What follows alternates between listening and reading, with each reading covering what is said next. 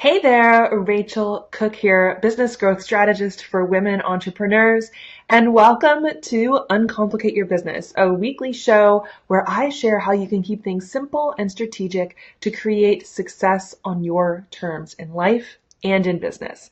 So if you missed out on last week's show, we are in the middle of Get More Clients March. I have decided March is all about getting more clients in your business because for so many entrepreneurs, getting a handful of new private clients, people who work with you one-on-one, whether it's as a coach or as a teacher or as a service provider, this is the fastest path to cash. This is the fastest way to bring in that revenue, to bring in that cash flow so you can continue doing what you love and supporting yourself while you're doing it. But today we are going to dive into this even more. So if you missed last week's episode, I encourage you to listen into that one after today's. But to get started, I wanted to just ask this question of you. What would it mean to you and your business if you were able to get 5 new clients this month? What would 5 new clients, 5 new people coming in to work with you one-on-one, what impact would that make in your business? Maybe you're thinking, man, 5 new clients would make such a huge difference. That would mean I'm completely booked out. That would help me pay for my kids to go to summer camp. We're signing up for that already, I know. Maybe that would allow you to pay off a credit card. Maybe that would allow you to reinvest into your business and get the training you need or get the coaching you need or up level your website. So what would 5 new clients mean to you in your business? I'd love to hear from you. So let me know in the comments. And I think this is so important because often we overcomplicate what needs to happen in order to achieve those goals, whether it's paying off that credit card or putting your kids through school or, up leveling your website, investing back into your business. And we think we've got to do something really complicated in order to make those goals happen.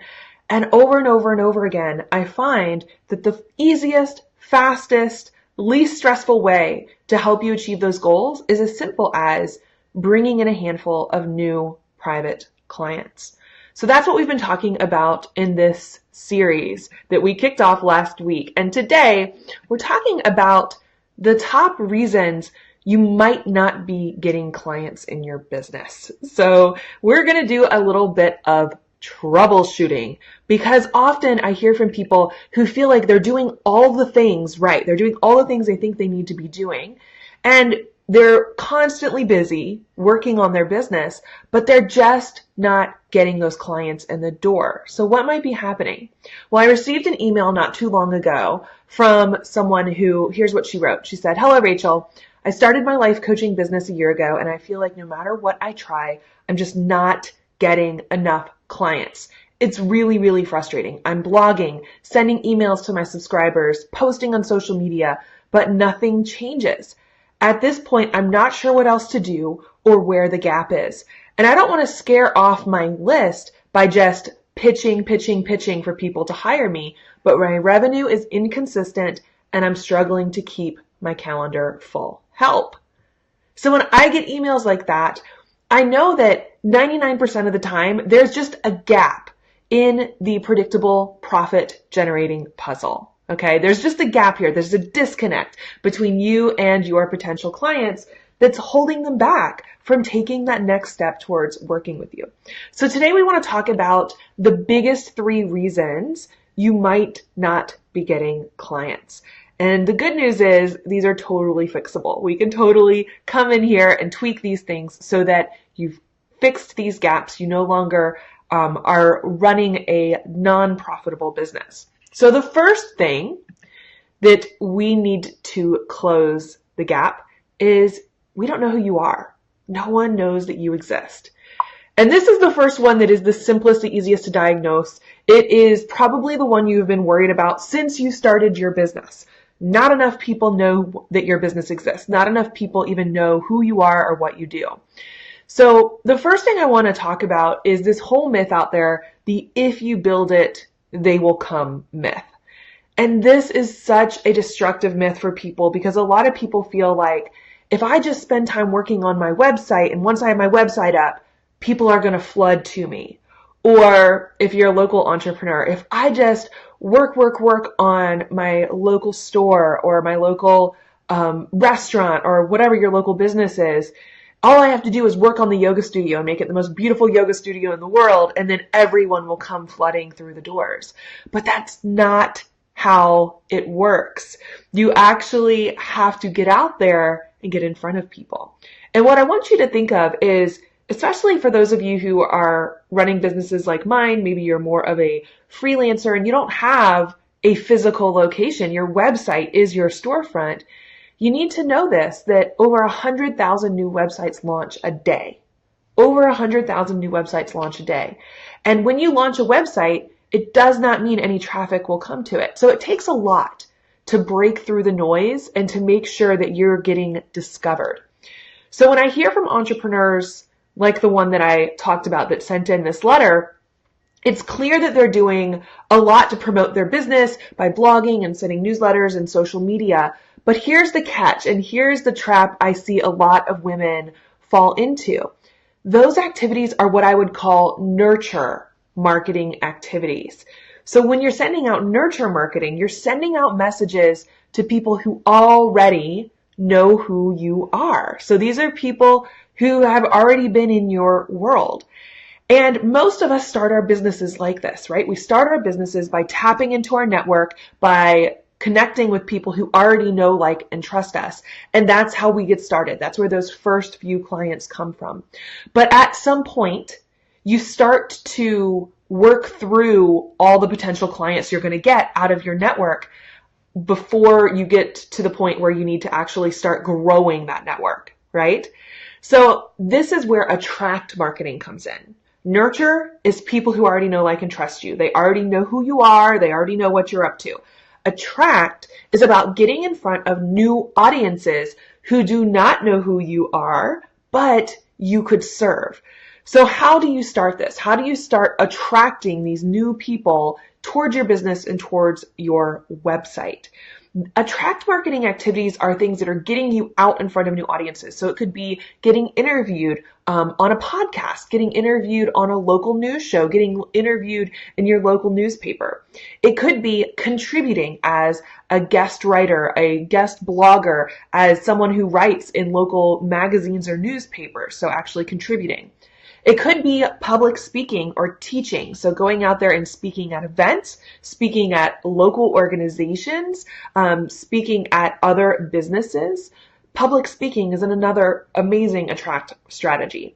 Paid advertising. Now, I don't recommend paid advertising to everybody, especially right out the gate, but it's no secret. Paid advertising can get eyeballs on your business. It's one that I depend on pretty heavily these days. And co-hosting events, workshops, seminars. There's nothing that says you have to do this by yourself. What if you partnered with other entrepreneurs or other organizations to co-host, to collaborate, and get in front of each other's audiences? So these types of strategies have one key thing in common. They're getting you in front of new audiences. And by getting in front of new audiences, you now are able to build your own audience. So if you've been struggling to get new clients and your audience has not been growing, so your Facebook page has not grown, your social media channels have not grown, your email list is not growing, and your client docket is not growing, that means you need to get in front of more people, more potential clients. So I'd love to hear from you. What attract marketing strategies are you going to commit to for the next couple of months to grow your business? I encourage you to choose one and stick with it for a few months to start seeing results on that.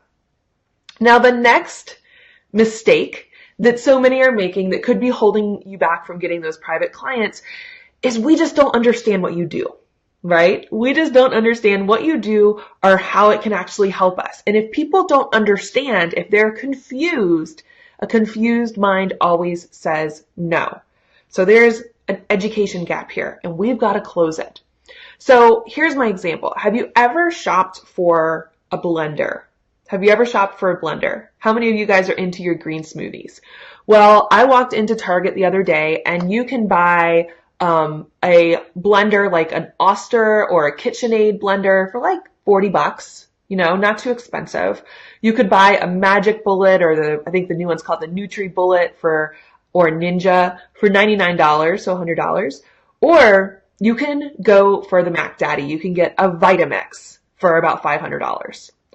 Why would you pay 10 times more for a Vitamix over the KitchenAid blender? Why would you do that? Well, if you don't know why something is different on a cost basis, then you have to start looking at the features, right? We have to start seeing what the difference between everything is. So if you're looking at blenders, it's all about the power of that motor. But if you don't know why the bigger, better, 10 times more expensive motor is useful, why it's relevant, what it's actually going to do for you, then you default into price shopping. And then you go with the least expensive option. So you end up with the $40 blender instead of the $500 blender.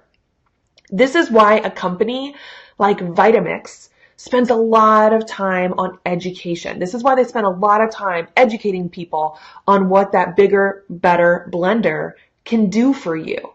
So if you've ever gone into Costco or Sam's Club, one of those wholesale clubs, and they have the demonstrations all the time, I know at least once or twice a year, they have the demonstration table set up and there's somebody with a Vitamix and they are making green smoothies.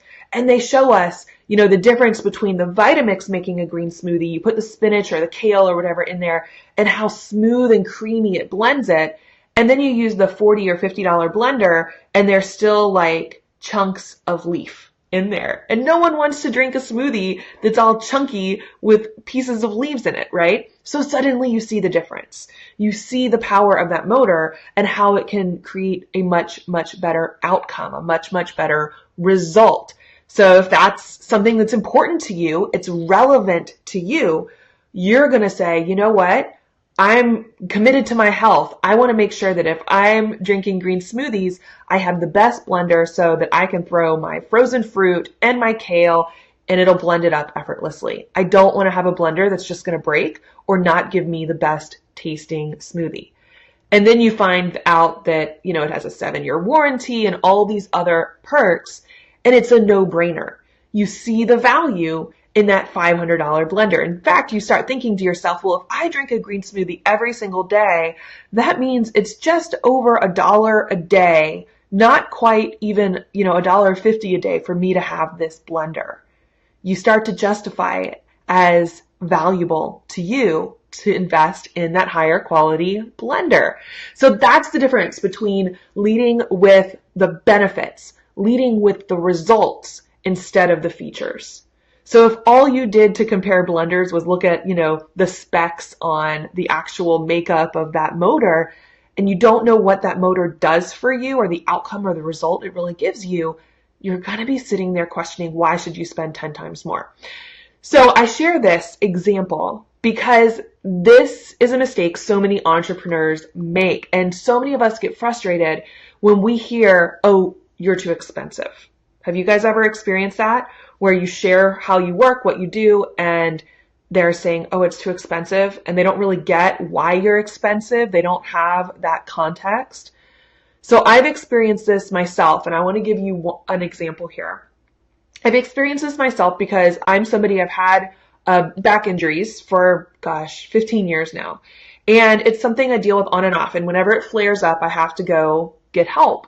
So the first time I had this back injury flare up and I would wake up with terrible back and neck and shoulder pain, I wasn't able to move my head side to side. It was really, really terrible. I wasn't able to function. And I knew that I needed to get physically worked on so I could get out of that amount of pain. So I went to get a massage. So I knew the massage could help me. I'm a perfect client for a massage therapist. I'm educated. I invest in my health and wellness. I'm committed to making my body work better for me. So I went to get a massage and I was waiting for them to offer something to help me get out of this back pain, something to keep me out of the back pain. But instead, all I was offered was a package with the big push being, well, you're going to save more money if you buy more sessions. So there was no education on the benefits of the massage. There was no education on how often I should get a massage or what kind of massage I should be doing or how it could speed up healing and what I needed to do to get out of the immediate pain and into more maintenance stages. It was actually like they were apologetic and kind of like, oh, I'm sorry about telling me that I could buy something from them. But I was literally there wanting to buy something from them. So when the conversation is all about the features, how many sessions are in the package, and the encouragement to buy a bigger package just for the discount, it actually did not help me make a decision, and it didn't help them get a long-term high-value client. On the other hand, about the same time, I had an appointment to go see a chiropractor. And from the moment I showed up to that appointment, he assessed what I was experiencing, what was going on. He really helped diagnose where the trouble areas were, and he came up with a plan that was educating me on how the body heals itself, saying we have to do this first to get you out of that excruciating pain, and then it's going to take a while for your body to actually start to heal, and then we need to do maintenance mode, and here's what that plan looks like, here's how long that plan will take, and here is what it's going to cost to go through this program to help your back really heal and not just slap a band-aid on it again. We need to get you to healing yourself. So throughout the entire conversation, I was educated on the benefits. I was educated on why it was important for me to actually go through the program instead of just get an adjustment and be on my way. So I left that appointment committed to a $1,500 treatment plan with appointments booked out for the next month. So there's a huge difference here in these two examples, right? If the primary message describing your offering is focused on the features, so the number of sessions, the number of videos, the extra add-ons, etc., you're missing an opportunity to really showcase the transformation, to showcase the value of what you do for people. And if they don't understand that real value, they don't understand the benefits, the outcomes, the results, then it's really easy for them to default into thinking this is too expensive and to start making decisions based on price, based on discounts, based on your hourly rate. So when you read the descriptions of your products, your programs, and your services, are you highlighting those benefits, those results, those outcomes so that we actually understand what you do and how you're going to help us? Now, the final piece of the puzzle here, the final mistake that you might be experiencing is the lack of a clear customer journey.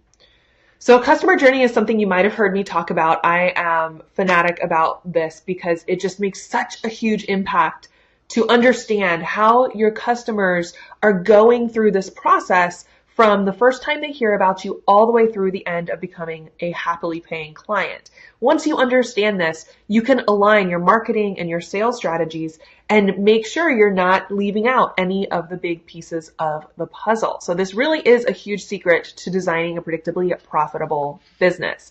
So what is the customer journey?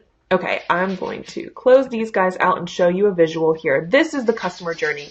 And if you've ever joined me for a master class, you might have seen me describe the customer journey. So this is based on the consumer psychology of buyer readiness. It is the process that helps ensure that you're bringing people all the way through from not knowing who you are to educating them and informing them and helping them make a buying decision and then them becoming a happily paying client. So there's 5 stages of this customer journey. Now, the first is attract. This is what we talked about with the number one mistake, the number one reason people aren't becoming clients. And this is all about bringing awareness and new people to you and your brand and your message. So getting out in front of new audiences. The second is engage. Now, this is where those audiences, those people who are hearing about you for the first time, they actually raise their virtual hand and say, hey, I'm interested in learning more. I want to know more about what you do. I want to know more about how this can help me. And they're giving you permission to continue connecting with them, to continue educating them, to continue building that relationship. They give this permission by giving you their contact information. For a lot of us, this is as simple as they're joining your email list. It might also be they're giving you the phone number or an actual mailing address. There's a lot of different ways you can do this. Next is nurture, and the majority of the relationship building is done in the nurture stage of marketing. This is where you're really giving a lot of relevant, helpful, useful, even entertaining content, with the purpose being helping people to make the decision that you are the right person to help them get where they need to go. The fourth part is invite. You have to invite people to take that next step to work with you.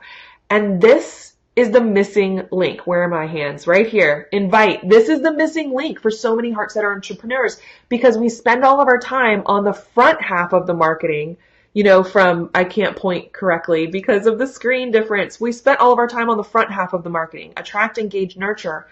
And we never actually say, hey, I have this thing. It will help you. Let's do this. If we don't invite people, then we miss out on great potential clients who simply don't know you have something to offer. And the final step is delight. This is where they become your amazing clients. You give them an incredible customer experience. They get amazing results, which leads to repeat customers, referrals, and rave reviews. So what I want you to know about this customer journey, is these stages are not optional. This is something that is naturally happening, whether you align your business to it or not. It is still happening, okay? So you can attempt to skip over some of these stages and just start with the sales pitch. But the problem is you have to sell, and sell really hard. If you go out in front of a brand new audience who doesn't know who you are and you just immediately go into a sales pitch, you have to be basically the world's best salesperson in order to get them to take some sort of action. And in fact, people who do attempt to do that, they've learned that if they're going to drive people straight to like a sales page, they actually need to do some educating and engaging up front before the pitch, because they've got to accelerate people through this process. So it's kind of like that rep at Costco selling the Vitamix. They've got to deliver still. They've got to engage by being in front of new people who are walking through Costco. They've got to invite them to take a sip of the smoothie they just made. They've got to educate them with their demonstration, and then they make the pitch. They've still got to go through those phases. It's just happening a lot faster. So often what I see is entrepreneurs spend so much time in the attract, engage, nurture. They're just giving free content, free content, free content, free content. And they never actually make an offer. They never actually invite people to take that next step.